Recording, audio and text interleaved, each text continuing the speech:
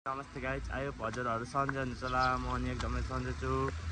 आजको भ्लगमा तपाईँहरूलाई स्वागत छ मेरो नयाँ न्यू ब्लगमा। र तपाईँहरू पनि सन्चै हुनुहुन्छ भन्ने आशा गर्दछु।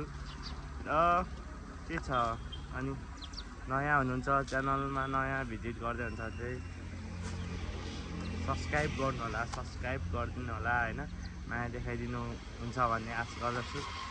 सुरुमा भिडियोहरू बनाउँदा चाहिँ अलिक लाज लाग्ने होइन, अनि बोली नआउने जस्तो हुँदो रहेछ। तर पनि अब बिस्तारै ट्राई गर्दैछु होइन। तपाईँहरूको साथ सपोर्टको आवश्यकता छ मलाई होइन।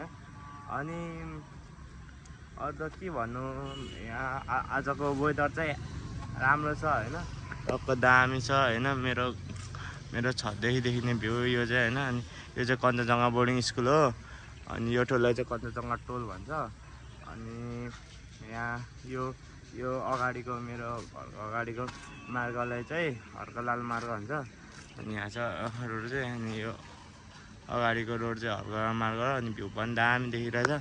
सनसेट हुँदैछ अहिले चाहिँ है गाइजहरू, सनसेट दामी लाग्दैछ टामाटोमा। अनि त्यही छ होइन। मेरो त्यो अघिल्लो भिडियोमा चाहिँ के भएछ भने, त्यो कमेन्ट गर्ने सेक्सनै मैले राखिन रहेछ क्या, त्यसलाई चाहिँ नोन गरेछु।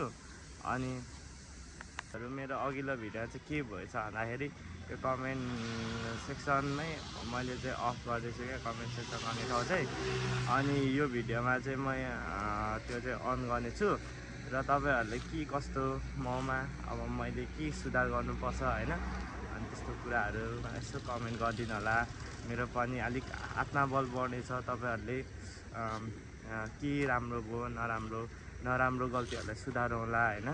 अनि त्यस्तै हो होइन। अनि आज चाहिँ यस्तै भयो होइन।